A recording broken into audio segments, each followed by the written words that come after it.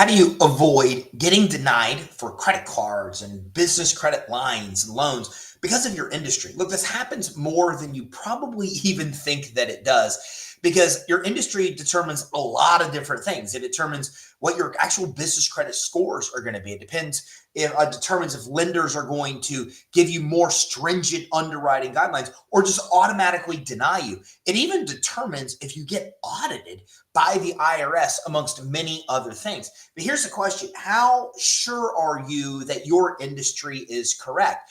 Do you know what your NAICS code is, your NAICS code is? And if so, do you think it's high risk or is it low risk? Well, that's exactly what we're going to talk about today during our stream. We're going to be diving in and we're going to be fixing one of the biggest reasons that will get you denied that is oftentimes overlooked by entrepreneurs and not even thought about. It's such a simple thing to understand, know, and fix if you have the information. And today we're going to talk about 8 information you need to have to avoid getting denied by NAICS. Here's the great news. Once you understand this, once you know this, once you fix this, once you know what your industry is, you know your industry NAICS code, and you know that it's low risk, you never have to do this again. You just have to keep an eye on it and make sure everybody else is using the right information, which is easy to do. It's just a matter of getting it right now from the beginning. And if you do that, well, then you're set. So let's get that right now. So first of all, let's start from the beginning. What is a NAICS code? NAICS. Well, NAICS ultimately stands for the North American Industry Classification System.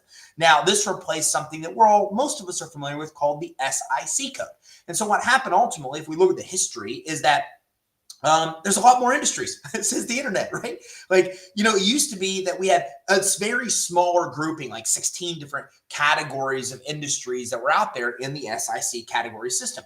Then what happened is we had this kind of explosion, right, with the digital age in the 90s and the 2000s, where now all these new industry types have been created that the SIC system just honestly couldn't support.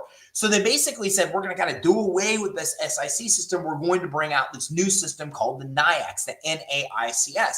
And then NAICS basically just had a lot more categories to account for all the newer businesses and the newer business types that we've seen come up since the actual kind of internet formed, and all from the Industrial Revolution forward, all these new industries that kind of were formed. So the NAICS code, basically what it does is it defines businesses based on their primary activities. So it looks at what you do and says that you are a over-the-road trucker, you're a transportation company, and then it narrows down the field of transportation to exactly what you do within that industry. Now, this is used by a lot of different sources, and I'm not an accountant, and this isn't accounting advice, but for one, it's used to determine if you get audited or not. So the IRS uses this, for example, to look at your exact industry, like the subcategory of the category of where you are, and they look at the expenses you claim on your taxes, and then they compare that to others in the same industry, and they see if there's any red flags, right? They don't manually do this, our computers do this. So you file the tax returns, it goes to their computer, they say, okay, this person's in this subcategory or this industry, and then here's all the other people in this industry. Does the expenses being shown here by this industry match up? Is it within the norm, the averages of what we see in others? And if so, you're good. But if not, it throws up a red flag, and this ultimately oftentimes leads to an audit. It's used by the business credit reporting agencies. The business credit reporting agencies use it for a lot of different things. First of all, they will automatically lower your scores if they see you is in a high-risk industry. So they'll lower your risk scores that show that you're higher risk. And this makes it where you get fewer approvals, right? You get higher interest rates when you do get approved. You get lower approval amounts because your NAICS code shows that you're in a high-risk industry. Okay, it's also used by the Bureau for what are called comparison scores. So the bureaus have their own subcategory of scores they look at to compare you against other people in the same industry, right? So not only are they looking at your risk overall against all the data they have, but if you're a restaurateur, they're also looking at your risk compared to other restaurants to see what's your risk compared to them. And they have these comparison scores. So that way people that maybe just lend to the restaurant industry can not only just see what your score is overall, but they see how you stack up to other restaurants. Like, what is your risk compared to other restaurants that do exactly or similar things, right? So it's also used by lenders and credit issuers. And they kind of have these two buckets that they put you into if they consider you to be higher risk. One is facing greater underwriter scrutiny is what they oftentimes call it. So what it means is that you're in a certain industry, you get pushed to a manual review, and they're going to scrutinize your application more. They're going to ask you for more documentation. Your chances of getting approved are less. It's harder to get approved with them. Now, the second part of this is that they actually put you in a restricted bucket. And the restricted bucket means no go. Like, you're not getting lent to. So a perfect example here is the marijuana industry, right? A lot of lenders do not lend to the marijuana industry because it might be legal in states, but federally it's still a gray area. So a lot of lenders say, no, we don't want to do it. So if you submit an application to a lender and you're in the marijuana industry, you're immediately in that restricted category and you immediately get a denial. It doesn't matter if you did $10 million a month in revenue. It doesn't matter if you make $9 million of that $10 million in profit a year and you have 850 credit scores. It doesn't matter if everything is perfect. You're automatically denied because you're in that restricted industry. Now, it's used by insurance companies to determine if you should get approved for insurance and the rates and terms you'll pay. It goes really, really, really deep of how many of these different organizations, companies are using industry codes to make all different types of determinations about you. By the way, if you're just coming in like Mike here from St. Louis, come in and tell me hello. Give me your company name and I'll give you a shout out right here on the live stream. Andre, good afternoon, coming in from North Carolina. I appreciate you coming in as well. So a lot of the code you pick has a lot of merit across a lot of different uses, or it's used for a lot of different ways, I should say, by a lot of different types of organizations. So how do you know what your NAICS code is and how does it get wrong? Here's the interesting thing. Most of us screw this up from when the first hours of us creating an entity. We go to our Secretary of State, we go get our EIN, and we walk in our bank. And that's when, I hate to say the word, I'll say heck, all heck breaks loose. Because we sit across from a banker and the banker says, okay, what industry you're in, are you in, or what do you do, right? And you give them some broad description. I'm going to sell stuff online, right? I'm going to be a consultant to businesses. You're giving some broad spectrum idea of what you do. What most of us don't realize is that banker is sitting behind a computer selecting from a list to determine what industry that we're actually in, right? So what happens is if we say that we're a trucker, let's say we're in real estate. Well, if we say we're in real estate, well, there's 30 subcategories of real estate we could be in. So when we say real estate, we think we've given them clear understanding of what we do. But the problem is that person behind the computer is looking at 30 different options and they're just going to select one. They're not going to usually drill it down. They're going to select the first one that comes up, one of the ones that they think maybe best fits our description. Usually they're not really thinking of putting a lot of thought into that. And then that's it. Then they open the bank account and we walk out the bank and we think everything is good. But here's the problem. Banks are all interconnected through something called the Small Business Financial Exchange. So what happens is banks openly share all of the information that they obtain about us to other banks. They have an agreement, handshake deal with other banks. And here's the agreement. It's very simple. It's called a give to get, which means if Chase wants to get all the information from Bank of America and Wells Fargo and Regions Bank and every other bank, they have to give all of their information.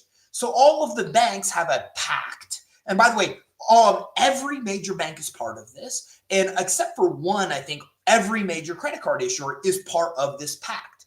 And their pact is we will give you all the information to the organization. In return, we will get the information from everybody else. So what we don't realize is when we go apply for a credit card at Bank of America, they're taking our information that we're giving them and they're giving it to everybody. And Chase has it, Wells Fargo has it. Everybody has that information. It's openly shared. And even worse than that, the SBFE, the Small Business Financial Exchange, they'll actually come in and they'll actually come in and openly, they have what are called vendors. And the vendors are the ones that take that information and disperse it out to the world. Now, the vendors are ones you're familiar with: LexisNexis, Experian, Equifax, Dun & Bradstreet. So what happens is the bureaus are part of this organization. They take this data that's being openly shared, they grab it, they put it in reports and put it out to the world. So what you don't know is you walked in your bank and they said, what do you do? And you said, I'm in consulting. And they said, okay. They pull up a list. They just randomly pick something they think you do, right? Now, they just selected your industry. Then every other bank now thinks that you're in the industry. Every major bank, every major credit card company thinks that you're in that industry. Then the bureaus get that data. Then the bureaus think that you're in that industry. And like that, it spreads like wildfire. And everybody sees you as an industry, which 9.5 out of 10 times is the wrong industry altogether. Then what happens is all heck breaks loose again. You're trying to get loans, you're trying to get credit cards, you're trying to get credit lines, and they're all underwriting you the wrong way based on an industry you are not even in. This happens 99% of the time with business owners because very rarely does somebody start a business and even look at this and know what industry they're in. Heck, I stand in stages in front of high level people, 8, 9-figure business owners, right? And I ask them, I say, how many of you know your NAICS code? Who can tell me what it is? Guaranteed less than 5% of them do. They're building 8 and 9-figure businesses and don't even know it. So a typical business owner does not know this information. And then what happens is they are underwritten and they're given worse terms and lower loan amounts and get denials for years and years, the lifetime of their business, and they never even understand that it all comes back to this one thing. Because this one thing is so big, right? Insurance companies, the bureaus, lenders, credit issuers, they're all using it. So that's how the problem starts, and that's how big the problem can be. Now, how do we fix that problem? Well, the first thing is you have to know what your NAICS code actually is. So in order to do that, and let's go ahead right here. Let me see if I can share. Let's see if I can share screen. Okay, I found that. That was cool. I could do that. Okay, so I'm going to show you exactly how to do this because this right here. Let's see if I can share this really quick here. Oh, nope. Give me 1 second. All right. So let me show you. So what we're going to do is we're going to come here and we're just going to Google high-risk NAICS code. Or actually, we're not even going to do that. What we're going to do is we're just going to say NAICS code, NAICS code. So when we go to NAICS code, then what we're going to do is we're going to go right over here. We're going to see NAICS.com, NAICS.com, and we're going to click it and we're going to open it. And this is going to give us a pretty good idea to help us start narrowing it out. I hope you don't mind, but I'm actually going to stop sharing here. And I tried to do it this way, but I am not going to do it this way. I'm going to switch my screens super quick here so I can move it over to this other screen. So I'm looking at the camera here when I'm actually doing this with you. So be patient with me here. Okay, so let's go ahead and let's do this again. So I'm going to come here to open, share screen again, window right there. Okay, so here we go. So here we are. We are at NAICS.com, 100% free for us to be able to access. And we're able to start narrowing this down. Now, here's what I mean. If I go to real estate, then what I see here is I see all these subcategories of real estate, right? I see leasers of real estate, and I open that up, and there's more. So see how it's all categorized. So we think we're in real estate, right? And it's simple. We think, okay, we're in real estate, no big deal. But then when we open real estate, what we immediately see is there's these subcategories of real estate that we may be in. Then beyond that, then we realize there are subcategories of that, right? So now we start to open this up and we start to realize that every category like has its own subcategories here. So see, this is where the problem occurs, is that if we say that we're in real estate, then the question becomes all of these are considered under the real estate category. So you see the problem. There's nobody that you're going to tell you're in real estate and they're going to figure this out. Now, maybe you went into your bank and you told them the right information, which, let's be honest, you didn't. You know it and I didn't. Even if you made it past that, every time you apply for a loan, every time you apply for insurance, every time you apply for a credit card, every time you file your taxes, every time you do any of these things and they ask for your industry, they are doing exactly the same thing. They're trying to take what you tell them to determine what of these subcategories you're in. Here's what's crazy. Your accountant does this, and they probably never even mentioned NAICS code to you. They made their best guess. Everybody's making their best guess. And this is what oftentimes on business credit reports creates these issues where you'll see 3, 4, 5, 7, 10 different NAICS codes because everybody's submitting a different industry code because they're all taking their best guess based on you telling them you're in quote unquote real estate, for example. So the very first thing to do is we want to come to NAICS.com and we just want to search whatever we are. So let's say we're software. Okay, now we're going to just click software, and it's going to start helping us drill down what software may actually be, right? So this is ingredient Empress O'Cumber. Thanks for coming in. And by the way, if you're just coming in, give me a shout out. Tell me your company name. I'll give you a shout out here on the stream. So if we type in software, then I'm able to come in here and I'm able to start figuring out what are the subcategories of software. Right now I can see software publishers. I can click on this. And then I can further drill it down. Okay, top businesses by annual sales, right? Who are software companies? Microsoft and Salesforce. And then it gives us a lot of really good specifics. This industry comprises establishments primarily engaged in software publishing, blah, blah, blah, blah. Cross references establishments primarily engaged in these things.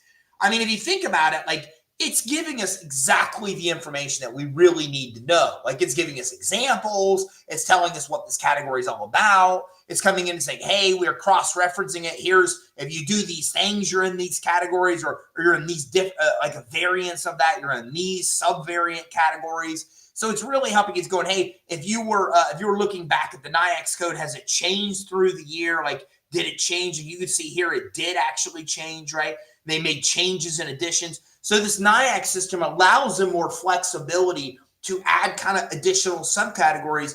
And you can see that here. You can see why they created NAICS and abandoned SIC, because NAICS was designed to expand with businesses expanding. SIC wasn't. Like, when they built that, they just didn't intend it to be widely used as it was. I think it was used by like the SEC, and I think it was used by the SEC and the IRS. Then they realized, like, everybody's using this system, and now they needed to create a system that ever was expanding. So when we look down here, we see that they'll even change in time, right? We're seeing different changes in time, but we can see what changed during the actual time, right? Software publishers was this code, and then now in 2022, it's now changed. So again, this is why we want to keep up on it, but it's also a big, easy way for us to identify what we do. Now, software publishers, 513210, this is what we consider ourselves to be Credit Suite. So here's the question. How do you determine what NAICS code you should be? Well, I'll give you some insight in the way that I look at this, is that there's a couple things to take into account. First of all, what is the industry? What gives you the best exit potential for your business, right? What multiple gives you the best? And this requires a little bit of research. If you were to sell your company today, what would you get the greatest multiple for? Now, if you don't know what a multiple is oftentimes like a multiple of what your EBITDA is. So if we look at like your profit of the company, oftentimes companies are sold for a percentage of that profit. Sometimes it's 10x of whatever the profit is. Sometimes it's 20x. Sometimes it's 50x. Sometimes it's right at what the profit is. So you want to do a little bit of research and say, hey, like, you know, like, what's the biggest multiple for my business? Like, what's if I'm like, let's look at Credit Suite as an example. I sometimes do better with examples than I do with anything else. So I'm going to stop sharing here just for a second. And Paul, real estate financing and consulting. We're going to talk about that. I love that. So, and by the way, glad to be here, Paul. Thank you very much for coming in. Okay, so let's look at Credit Suite, for example. I'm teaching you right now. So we could be defined as an education company because we do a lot of teaching. We have more information in this space about business credit financing than like any other company that exists today. Like in this country, we do more of this education. So we could definitely be an education company. We have software. We have a software called Fundability, and our software helps business owners like get approved for financing and build business credit. So we could definitely be a software company. But we also are really big on helping business owners get money. So we could also be financing. We could be funding. We could be any of those three and probably more. But if we look at our company and what we do, we could be education, we could be software, we could be funding. So what do we go with? Well, the first thing I want to look at is if I were to sell the company today, what gives me the greatest multiple? What can I sell the company for the most money if I exited the business today based on the industry? Well, in my world, education, not a good multiple. I would not get a great multiple if I sold this company as an education company. If I sold it as software, great multiple in software. And finance, great multiple as well. So I eliminate education. I don't want to be education because research has shown me I won't sell my company for as much if it was an education company as I will of a software or finance company. So now I'm down to 2. Now I'm going to come and look to see what's high risk. And I can tell you anything in financial services. Paul is with me today. Paul is in real estate. Paul, you are high risk because you are in real estate. But Paul is smart. Paul says, I'm in real financial and consulting, right? He said real estate, but I read that wrong. So he's financial and consulting. So if I'm talking to Paul and Paul says, what should I do? I say, financial is always going to be high risk. Real estate agents, mortgage brokers, anybody in the business credit space. I mean, anybody that does anything in the financial services, banks, lenders, any of that's seen as high risk. Now, the reason, we'll talk about reasons for high risk, but that's considered high risk. Consulting isn't. So in this case, with Credit Suite, we can be software or financial services. Financial services is high risk, and it has a pretty equal multiple to software. So I'm eliminating financial services, and I'm moving forward with software. I eliminated education as being a potential industry because I don't get that good of a multiple if I exit and sell the business. I'm eliminating financial services because a little bit of research, and I'll show you how to do the research, puts me in high risk. So I've now chose software. So now that I'm like, okay, now I've narrowed it down. I know that I want to be a software company. Then, or I know I'm the software best describes what I do. Now I come into NAICS.com and I just search software. And then I start looking at these software publishers, computer peripheral equipment and software merchant, electronics appliance retailers, computer trade. I'm just looking at these and I'm saying, well, software publishers looks to be the best description of what I do. So I'm going to open this up and I'm going to say, okay, Microsoft, Oracle, the industry economy is established primarily engaged in software publishing, which is establishments in this industry. And I start looking at this and go, yeah, that's a pretty good description of what I do.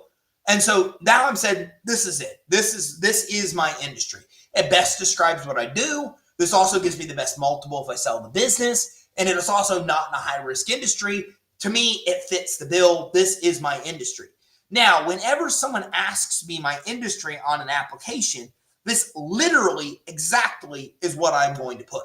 What industry are you in? I am in software publishing. I'm a software publisher. Okay. And I'm going to put a parentheses and I'm going to put NAICS 513210. Now you clearly can see that if I go into a bank and they say, what industry are you in? And I say, I'm in software, they can still choose any of these and not know. But if they say, what industry are you in? And I say, I'm in software publishing, NAICS 513210, they have to just mess up to screw that up. Right? They understand when they're looking at their computer, they clearly understand where we are, right? And I'll tell you where this gets interesting is that I've actually been on the phone and we've talked to a lender before where they classified us and said, well, you're higher risk. That's why you're paying a higher rate. Why? Because you're in financial services. I said, we're not in financial services. We're in software. We're a software publisher. We're not in financial services. And they say, yeah, well, we're seeing you as a software publisher. And so I said, well, look, here's the deal.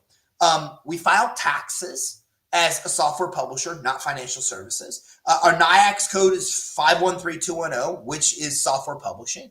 Our business credit reports are here. They all show NAICS code 513210. So why are you saying we're in an industry when we're not, when the IRS, when Dun & Bradstreet, when Experian, when Equifax, when LexisNexis, when everybody you get your data from is clearly telling you, and you can check and verify that I'm in the industry that I'm in? Why are you saying I'm in a fake industry?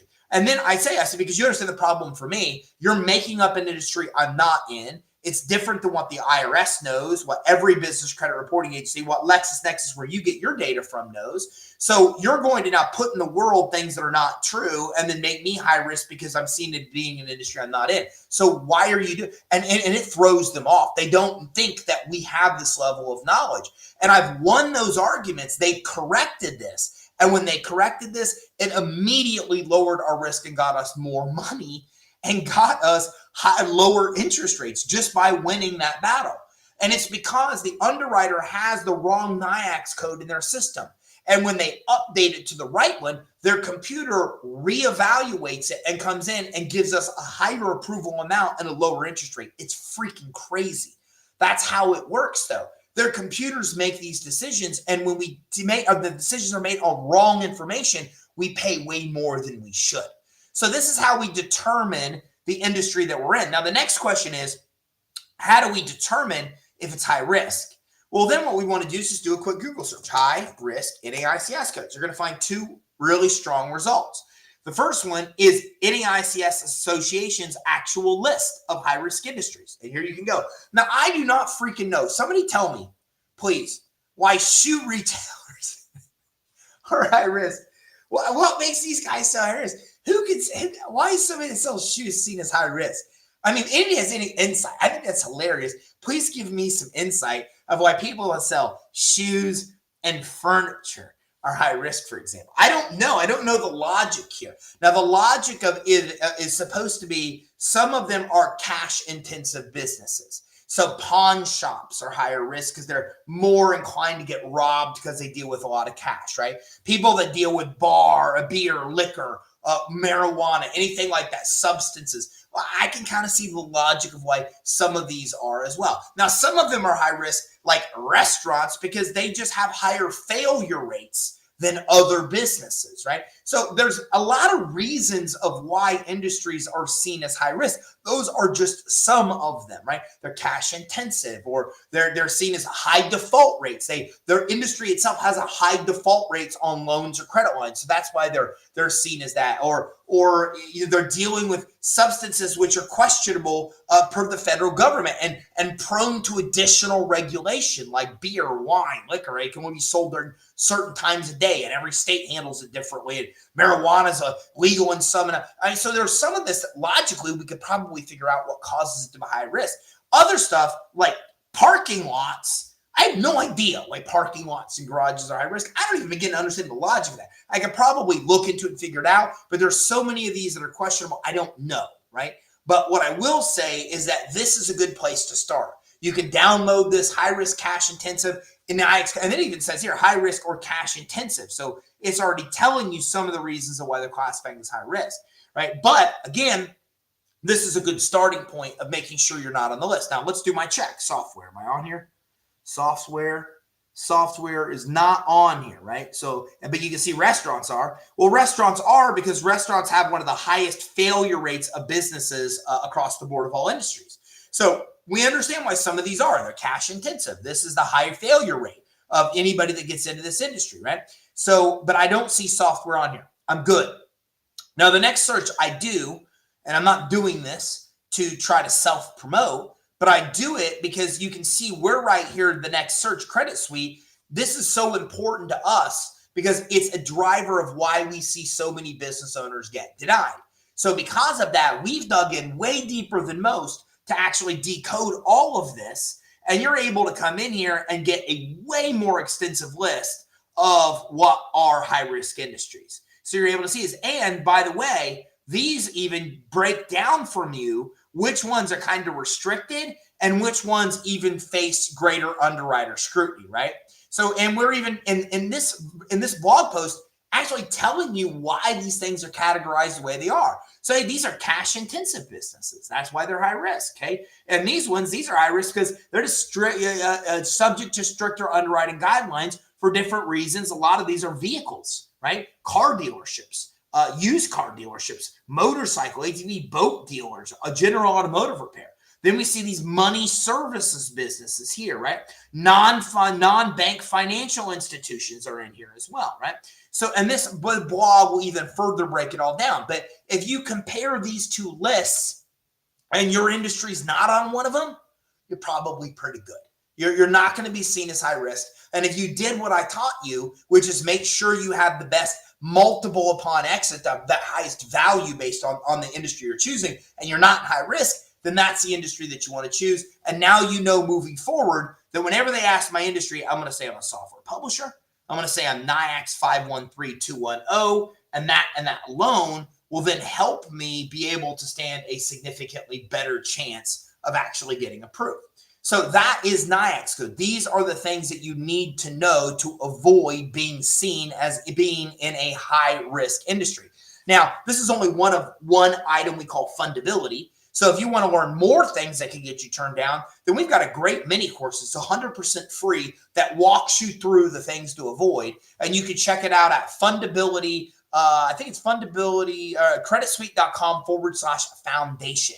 So it's at creditsuite.com/foundation. And this actually, oh, look, I have an assistant today. They just throw up cool things on the screen. How nice is that? You can scan the QR code to go right there, creditsuite.com/foundation. And if you go to creditsuite.com/foundation, it'll break down a lot of these things that will get you denied and exactly what you need to do to actually fix those things. Now, CJ Peter says, am I able to change my NAICS code after it's automatically assigned to me? Okay, so first, love this question. CJ, I love it. Two things to this. It's never automatically assigned to you. There's no such thing as a NAICS code being automatically assigned. It doesn't happen that way. The NAICS code is created because somewhere along the line, someone asked what industry you're in and you told them and they picked from the list and they chose it for you. It's never auto-assigned. It's chosen, and you're usually doing it when you open a bank account, when you apply for a loan, a credit card, file your taxes, any of those things. to the second part of this. Yes, you can correct it. Here's how you correct it. Kind of forgot the most important part. How you correct it is this. Start with your tax returns. Go to your accountant and say, here's the deal. I looked, this isn't my right industry. How do I correct it moving backwards and moving forward? And get advice from them of what they need to do. In a lot of cases, they can refile stuff previously and file it under the right industry code. I'm not an accountant, not accounting advice, but it's important because, again, it is a driver of what triggers audits. It is. It's what gets you audited because you're saying my expenses are X. They look at others in your industry. They say that doesn't match up to the industry, and it's what triggers audits. So get it correct with the IRS. Next, pull your business credit reports. Now, you can go to creditsuite.com/monitoring, and that's going to get you NAV, which basically just gets you Experian. You can also go directly to Dun & Bradstreet and get their credit reports and look at those reports. What NAICS code is on those reports, and is that information actually accurate? So here, I'm going to actually show you a credit report here to show you exactly what I'm talking about. So that is the next thing that you want to do, is you want to actually be able to come in and check your business credit reports to make sure that it is accurate there as well. Now, you can update it with your bank, but at that point, it's not going to make much of a difference. And I would try to at least go to my bank and update it. Here's another one that's interesting. So check this out. I want to actually show you the damage that it causes on an actual business credit report. So if we look at this credit report right here from Experian, okay, we see that, okay, here we go. Let me go scroll down. Okay, look at this. This is the credit score. Why is it high risk? Check it out.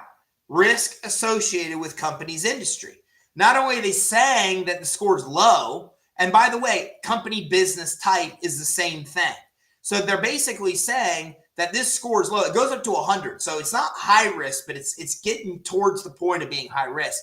Why is this company high risk? It's not because they're struggling to pay their bills. It's struggling because they don't like the industry and they don't like the business type. So they basically just don't like the type of the business that it's in. And by the way, here's what's crazy. The NAICS code is they're a fine arts school. I don't understand it. I don't understand why Experian hates fine arts schools. But apparently they do, because they gave this person a horrible credit rating, and it's mostly caused, as you can see, based on the risk of the actual industry itself. So this is why you want to correct it with the bureaus, because this is what lenders see. What lenders see is a low score. They don't really care about what's causing the score to be low. They just see a low score. That low score calculates and lowers the amount of recommendation that the bureau is telling them to give you. So think about how this works. Lender pulls credit report from Experian. Experian shows them very, very, very good high-risk scores. This score, financial stability risk score, literally depicts your risk of going bankrupt, shutting your doors, ceasing operations, you're out of business. Very high risk, okay? This is basically your overall general risk, your main score with Experian. This one's, middle risk, middle to low. And because of this, it's all led by industry type, as we can see here. And then these scores mean that the amount of money that the bureau is telling a lender to give you is very low. So now the lender either denies you or they approve you, but they approve you for a way smaller amount of money and higher interest rate because you are high risk. You can see you are high risk and you shouldn't be lent a lot of money per what the bureaus are telling them. And here's what's freaking crazy. It's easy to fix. Like, you can fix this thing. Like, you just have to tell Experian that you're not a fine arts school. And I don't know why they don't like it, but you tell them you're not a fine arts school and you tell them you're in a low risk industry and they update the information. And then all of a sudden this auto corrects itself. And now on the same credit report, these scores would go up. You get better interest rate. Your chances of getting approved would be better. And then this amount would go up. And you'd also have a better chance also of getting approved for more money. That's it. That's all it takes. Now, I've done this before, and Experian said, no, sorry, they came in and they said, we are not going to change it. We have it correct. We got it from a third-party source, and it has been verified. And I wrote back to Experian, and I said, I know. Your third-party source is a company called LexisNexis. So for your for sake of for argument here, I included my LexisNexis credit report. They have my industry right. I included my Dun & Bradstreet credit report. They have my industry right. I included my Equifax credit report. They have my industry right. And I don't know, I threw my tax returns in here and showed you that the IRS has my industry right. So what I need to know from you, Experian, is why are you the only one that has it wrong? And they came back to me and said, your NAICS code has now been updated. It is now here.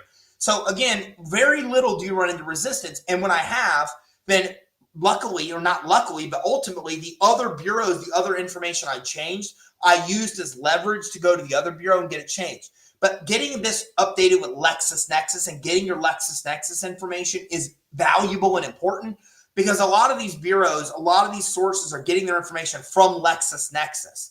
So go to Google and type in free LexisNexis credit report. You fill out a form. It takes less than 1 minute to do. They mail you something with a PIN number and a link. You go to the link, you enter the PIN, you get your LexisNexis report. You find your business, you find your NAICS code on there, and then from that point, you'll actually be able to then get that updated with LexisNexis, then expand out to the business credit reporting agencies and the IRS.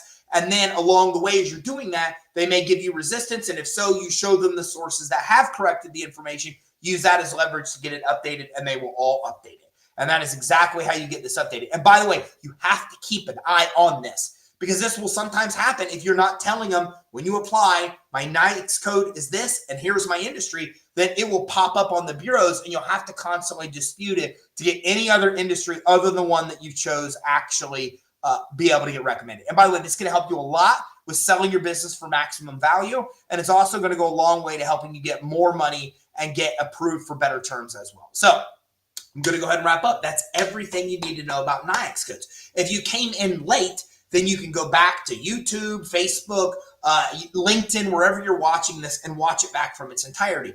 And now you know, we walk through the process. What is a NAICS code? How does it actually work? We walk through how to actually figure out what your NAICS code is. We've walked through how to update your NAICS code, how to avoid high-risk NAICS code, everywhere that's using your NAICS code, and how you can update the main sources with the correct NAICS code. If you now, from this information, go do some stuff. It doesn't take a lot of time. Go get your free LexisNexis credit report, update it there, and then next thing you know, get your business credit reports. You need to get them anyways, and then you can start updating them. Now, by the way, don't forget to go to creditsuite.com/foundation. That will give you the step-by-step guide to fix a lot of these issues, not just your NAICS code. And also visit us at creditsuite.com/console. We can work with you to correct this as well. We've got a great technology called Fundability that integrates with these business credit reporting agencies. It takes their data into the system.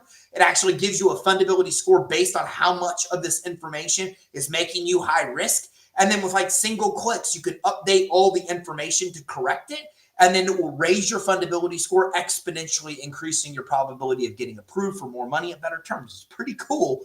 So if you want to check it out and learn more about fixing these things, the easiest way to do it using the fundability system, go to creditsuite.com/console, and we'll sit with you, go through it all, and identify some of these other fundability issues that are getting you denied, help you get them fixed. So thanks for tuning in. If you got value from this training, like and subscribe, and keep your eye out for our next training. We talk about more cool ways to get the money you need to start growing.